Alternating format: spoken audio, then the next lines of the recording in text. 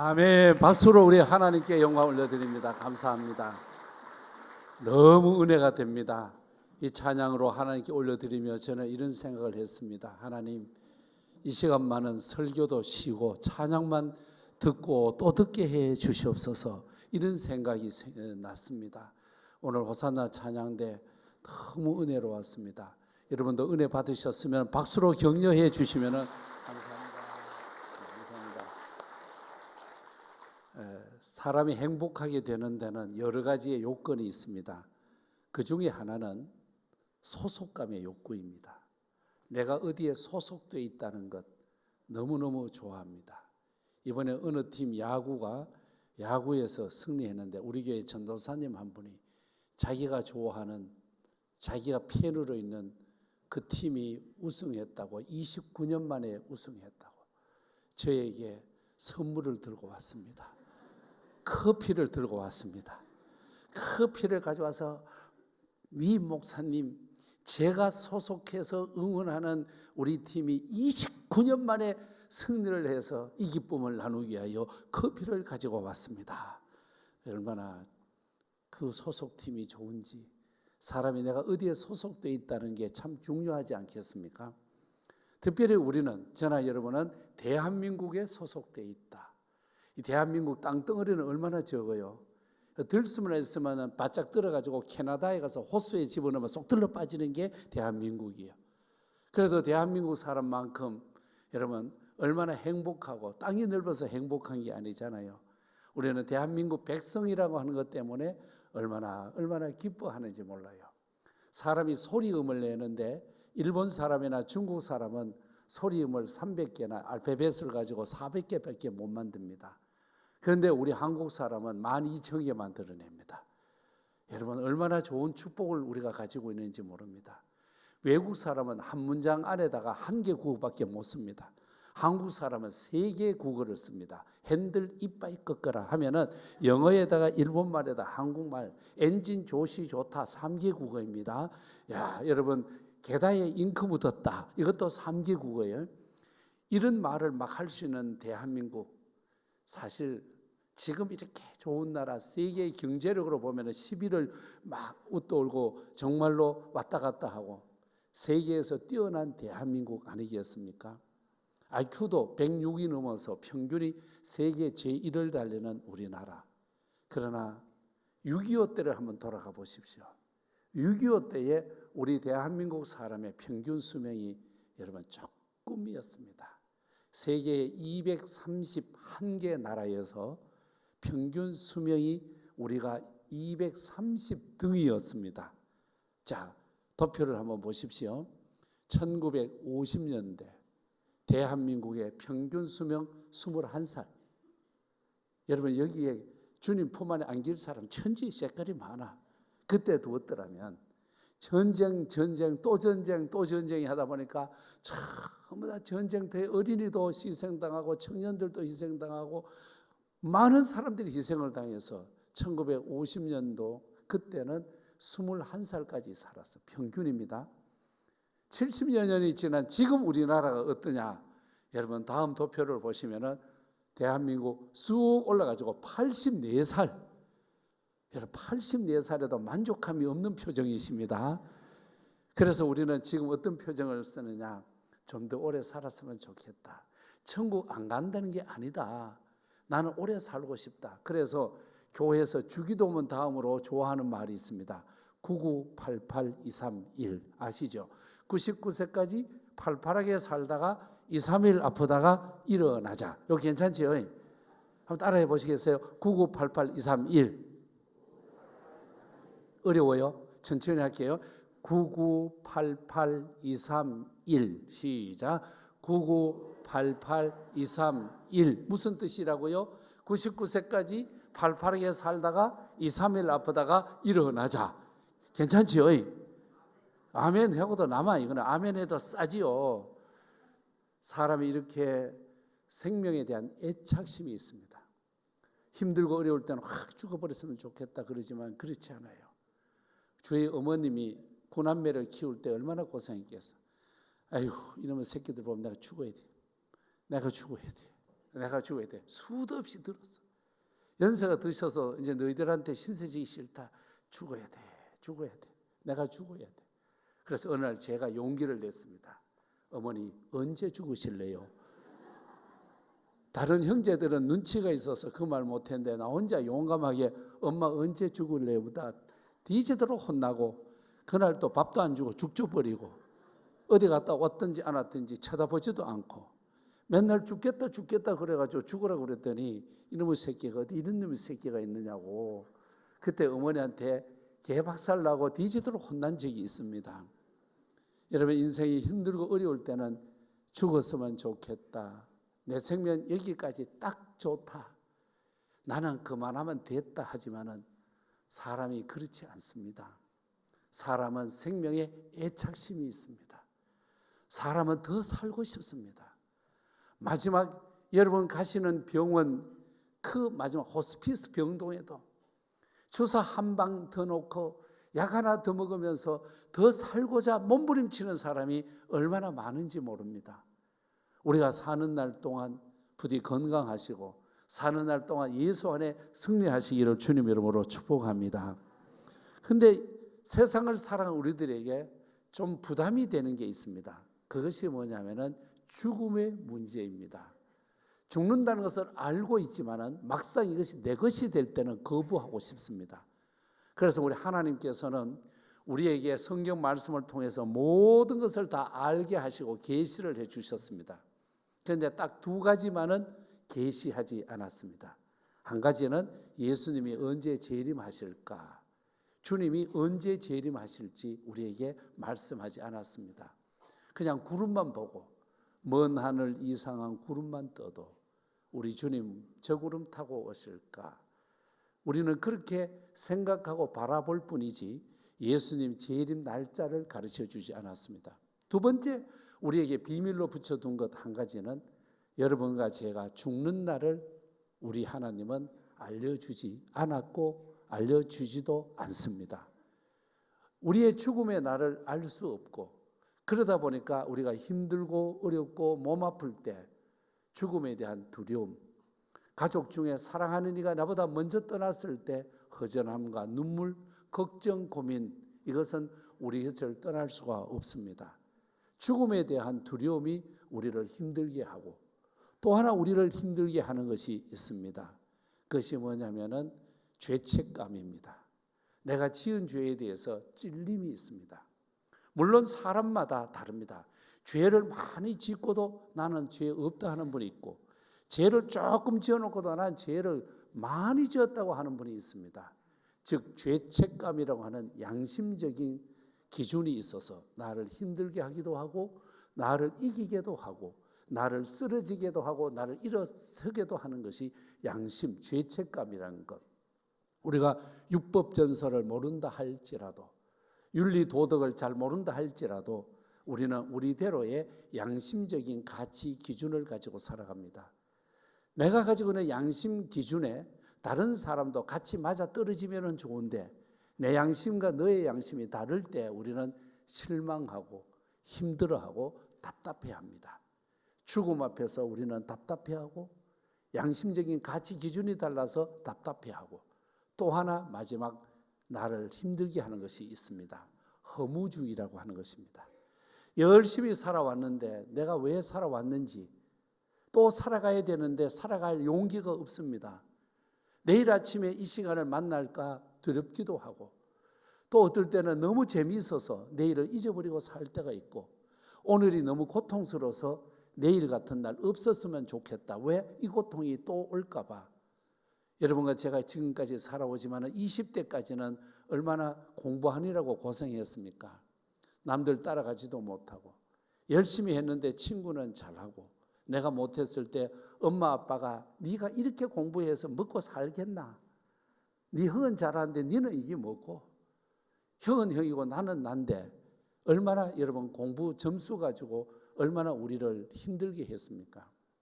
20대까지는 정말 하기 싫은 공부하느라고 조건이 좋지 않는데도 공부하느라고 고생했고 20대 넘어서 40대까지는 정말로 사랑하는 아기가 태어나서 내 행복을 애에게 다 던져주고 나는 행복은 5%밖에 안 되고 애기 삶이 나의 행복의 95%를 차지하고 60대가 넘어서 이제는 안정되게 연세대로 살아가지 않아요.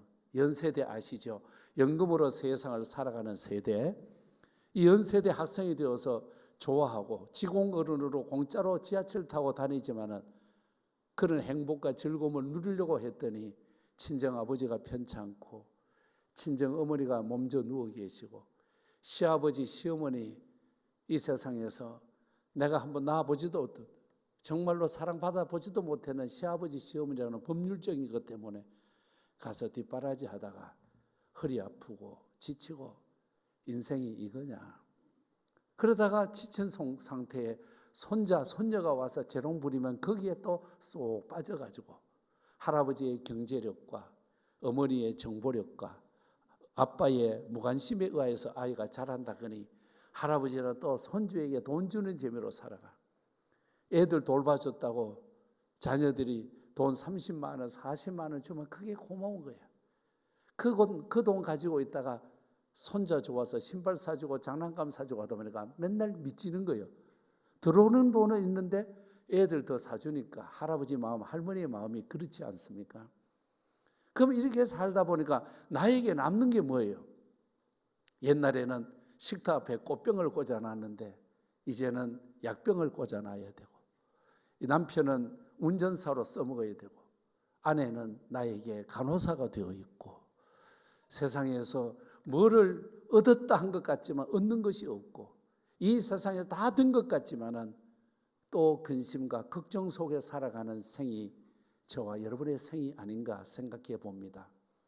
만약 이런 것으로 인생 끝난다면은 우리는 정말 힘들고 어려울 것입니다. 그런데 사도 바울의 삶을 봅시다. 진액이 다 빠진 삶, 여기에서도 힘들게 저기에서도 힘들게 하는데 이런 힘듦 속에서도 자기를 추스려 가는 것을 오늘 말씀에서 배울 수가 있습니다. 어떤 사건 속에 사도 바울이 이 사건에 끌려가느냐, 이 사건을 내가 끌고 가느냐, 여기에 차이점을 두고 있습니다. 예를 들면 여러분 가정에 어려운 문제가 있습니다. 이 어려운 문제를 여러분이 지금 끌고 가십니까? 아니면 그 어려운 문제에 끌려가고 계십니까?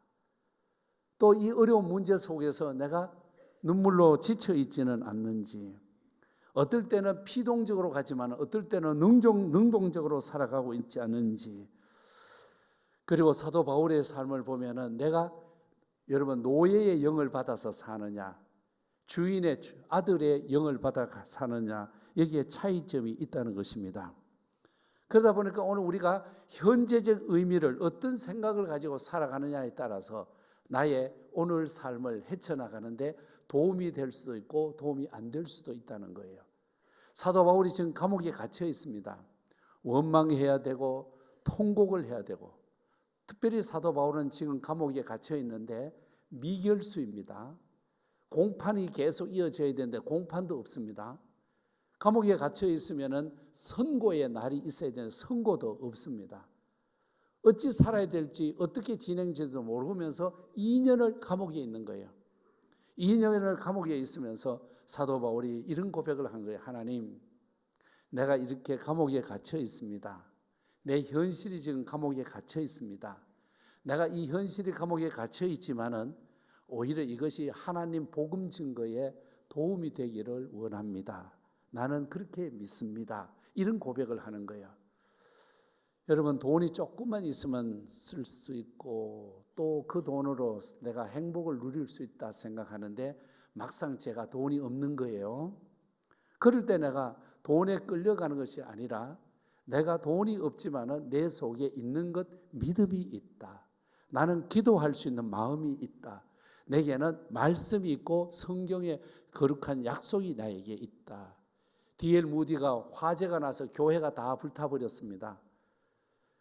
막 뛰어들어가서 건져 나왔습니다. 뭐를 건져 왔느냐? 금고에 돈을 가지고 나온 것이 아니라 성경을 가지고 나왔습니다. 기자들이 물었습니다. 시카고에서 많은 기자들이 달려와서 무디 선생 뭐를 꺼내왔습니까? 성경을 꺼내왔습니다. 그 값진 것, 비싼 것, 돈도 많고 한데 왜 성경만 가지고 나왔습니까? 성경 속에는 믿음도 있고 성경 속에는 미래도 있고 성경 속에는 돈도 있기 때문에 제가 성경을 가지고 나왔습니다. 당한 현실 속에서 하나님의 성전에 왜 불이 붙어야 합니까? 라고 대항할 수도 있고 거부할 수도 있지만 하나님, 저희 교회에 이렇게 불이 난 것 감사합니다. 왜냐하면 이 건물을 헐고 새 건물을 지어야 되는데 하나님 헐어 또 이 쓰레기와 이 모든 폐기물을 버리려면 돈이 얼마나 듭니까? 하나님, 건축하려고 하는 저희 교회에 화재를 통하여 철거를 깨끗하게 해주셔서 감사합니다. 이런 무딘의 교회라도 아멘 한번 해보시면 얼마나 좋을까요? 할렐루야.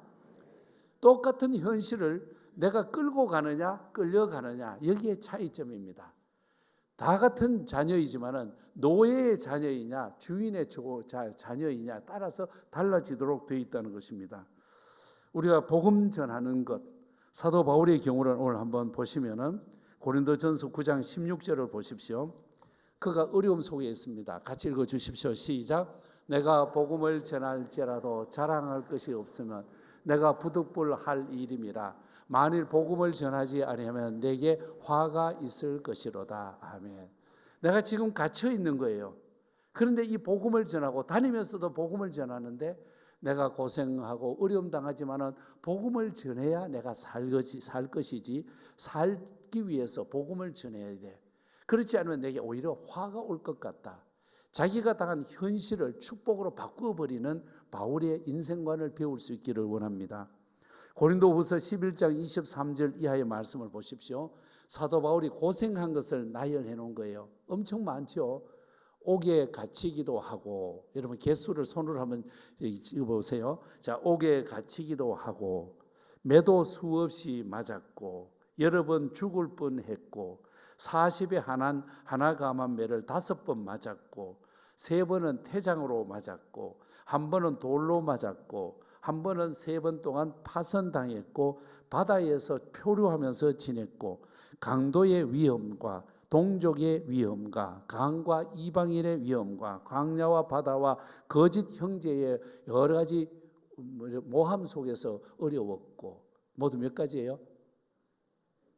집에 가서 해볼래요? 네. 많아요, 적어요? 많아요.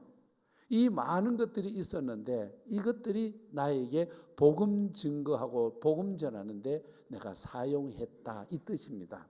그러니까 오늘 여러분 시댁 문제로 많이 속상하잖아요. 시어머니한테 잘한다고 했는데 시어머니가 못한다고 덮어 씌웠을 때 시금치 안 먹어도 되고 식이 안 차도 되고 성경을 읽어도 시편은 건너뛰고 읽어도 되고, 그렇지만 마음에 남는 상처는 상처대로 남는 거 아니겠어요? 그럴 때 이 당한 현실을 내가 어떻게 뒤집어 나가느냐. 하나님, 나로 하여금 우리 시어머니에게 복을 빌으라고 하는 신호인 줄로 믿습니다. 우리 시어머니를 위해서 더 많이 기도하게 하시고, 이 아픔 속에서도 내가 주님을 붙들겠습니다. 주님 나를 도와주시옵소서. 이렇게 기도하면서 내가 당한 현실을 여러분 끌고 가는 거예요. 뒤집어 가서 가는 거예요. 그 끌려다녀서 나는 다시는 시댁에 가는 거 봐라, 다시는 전화 받는 거 봐라, 이것보다는 축복하는 것이 내가 살아가는데 축복이 되고 은혜가 될 줄로 믿습니다. 가족 중에 몸이 아픈 분이 있습니다. 육신적인 연약함 때문에 돌보는 거예요. 하나님, 너무 안쓰럽습니다. 그러나 이 아픔을 통해서 하나님을 붙들게 하시고, 이 아픔을 통해서 하나님 일어서게 하시고, 이 아픔의 치료를 통해서 하나님의 역사를 경험하게 하여 주시옵소서. 내가 당한 현실을 끌려다닐 것이 아니라 내가 끌고 가는 삶이 바울의 삶이었다는 것입니다. 여러분, 직장에서 상사가 자꾸 괴롭히는 거예요. 그럴 때마다 하나님, 나에게 또 휴가가 있으니 휴가 때까지 잘 참게 해 주십시오. 학교 선생님 해보면은 참 힘든 거 많아요. 선생 때려치우고 싶어. 그런데 방학이 있어가지고 하나님 또 방학을 줘서 이기게 하시니 감사합니다. 회사에서도 막 어려운 거예요. 그냥 사표 내고 싶지만은 어때요? 성과급을 주시니까, 또 연말 보너스를 주니까 또 다니고, 골프하다가 골프가 죽어도 안 되는데 때리치우려니까 홀이는 나와버리고, 때리치우려고 그러니까 버디가 잡혀버려. 목사도 그냥 둘라 그랬더니만 안식년 휴가를 갔다 오라 그래요. 여러분, 세상의 삶이요 다 만족한 게 없습니다. 이 모자람 속에, 아픔 속에 이걸 내가 어떻게 승화시켜 나가느냐. 사도 바울처럼 이런 어려움을 당한 사람 누가 있겠습니까? 그럼에도 불구하고 거기에서 이겨나가면서 오히려 이것이 하나님의 나라를 이루어가는 것이라고 교회를 생각하는데, 고린도후서 11장 28절을 보십시오. 이외의 일은 고사하고 아직도 날마다 내 속에 눌리는 일이 있으니 곧 모든 교회를 위하여 염려하는 것이라. 참 신기해요. 교회를 사랑하는 마음. 자기는 지금 죽을 고생, 개고생을 하면서도 교회를 사랑하는 것. 여러분, 그렇습니다. 우리 신앙인의 삶은 행복의 터전이 교회인 줄로 믿습니다. 교회 생활이 행복하면 가정 생활도 행복합니다. 교회 생활이 재미있으면 직장 생활도 재미있습니다. 교회 생활이 은혜롭도록 이끌어가는 것, 이것이 그리스도인의 삶일 줄로 믿습니다. 여러분, 마음에 번민이 있고 어려움이 있어도 연신교회가 화평하게 되는 것, 연신교회가 화목하게 되는 것, 성도들이 손 모아서 함께 기도하는 교회를 갖고 가는데 여러분이 기뻐하시고 여기에서 기도의 중심적인 역할을 감당할 수 있기를 축복합니다. 교회를 염려하는 거예요. 비가 막 쏟아진다. 우리 교회는 비가 새지 않을까, 그런 마음. 눈이 와가지고 모두 다 막 미끄럽다고 걱정이다. 우리 연신교회 앞에는 눈을 누가 쳤을까? 우리 집에 전기세가 막 올라간다. 교회의 전기세는 얼마나 나올까? 여러분, 이런 일 저런 일 속에서 우리가 생각을 교회로만 모아도 하나님이 은혜 주시고 하나님의 복 주시고 우리에게 영적 강건함을 더하여 주실 줄로 믿습니다. 예수 믿는 사람이 예수님께로 마음이 모아지고 예수 믿는 사람이 예수님의 몸된 성전을 사랑하는 것으로 내가 이 어려움 속에서 이것을 바꾸어 갈 때 그것이 하나님의 나라요 축복의 기적이 있게 될 줄로 믿습니다. 고린도후서에서 이렇게 교회를 위하여 염려했던 그가 빌립보서 1장 12절에서 이렇게 말합니다. 형제들아, 내가 당한 일이 도리어 복음 전파의 진전이 되는 줄을 너희가 알기를 원한다. 내가 이래 옥에 갇혀 있고 고생당하고 있지만은 예수 복음 전하는 대로 오히려 도움이 될 것, 이것을 제가 고백하고 있다는 것 아니겠습니까? 그것뿐만 아니라 오늘 읽으셨던 말씀은 17절까지인데 그 다음 18절 말씀을 한번 보시면은 이런 말씀이 있습니다. 그러면 시작. 그러면 무엇이냐? 거칠애로 참으로 하나 무슨 방도로 하든지 전파되는 것은 그리스도니 이로써 나는 기뻐하고 또한 기뻐하리라. 아멘. 빌립보서에서 기쁨의 이야기를 하는데 몇 번 나오느냐? 11번 나옵니다. 자기는 지금 모든 것이 갇혀 있고 힘든 것이 여기에 막 2중 3중으로 이렇게 힘들게 살아가지만은 내가 이렇게 갇혀 있는 것이 복음 증거의 도리어 복이 되기를 원한다. 오늘 이 말씀을 우리가 그대로 가져오면은 지금 여러분의 삶에 아쉬운 것, 눈물 나는 것, 한숨 나는 것, 여러분을 몸부림치도록 만드는 어려운 문제가 있지만은 주님께 맡기기를 주의 이름으로 축복합니다. 주님께 완전히 맡기기를 주님 이름으로 축복합니다. 그러면은 이 모든 것이 도리어 합력하여 선을 가져오고 도리어 복이 되게 할 줄로 믿습니다.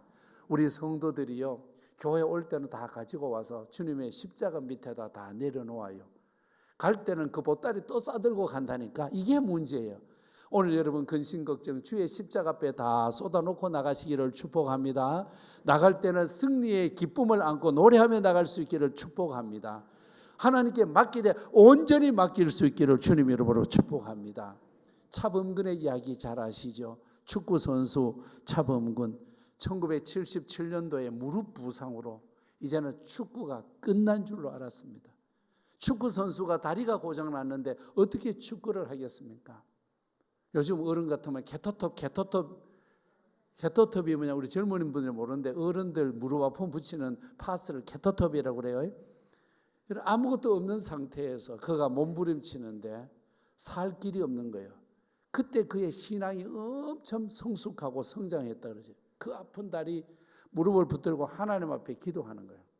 그런데 하나님께서 이 뜨거운 기도를 들으시고 깨끗하게 치료해 주셔서 세계적인 선수가 된 줄로 믿습니다.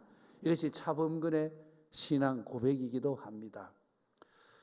아팠기에 기도했고 뛸 수 없었기에 기도해서 돌아서 보니까 하나님께서 도리어 복이 되게 해 주었다. 영적 강건함을 허락하여 주셨다는 것 아니겠습니까?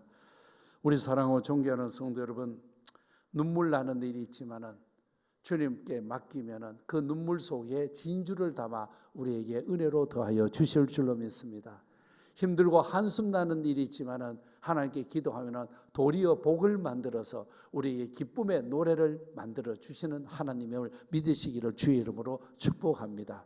전날에 한숨이 변하여 내 노래가 되게 하시는 주님을 찬양하며 예수 붙들고 승리하시고 십자가 붙들고 기도하시고 성령 안에서 형통한 삶을 살기를 주님 이름으로 축복합니다. 기도합시다. 하나님 감사합니다. 사도 바울의 고백처럼 나의 당한 이 일이 도리어 복이 되기를 원합니다. 우리 모든 믿음의 형제들에게 눈물도 변하여 진주가 되게 하시고 한숨이 변하여 노래가 되게 하여 주시며 몸부림치는 우리 성도들의 이 삶들을 받아서 하나님 승리의 성도로 살게 하여 주시옵소서. 이런 기도 제목 저런 기도 제목이 우리에게는 많습니다. 이 모든 기도의 제목을 통하여 도리어 복이 되게 하여 주옵소서. 감사합니다. 예수님 이름으로 기도하옵나이다. 아멘.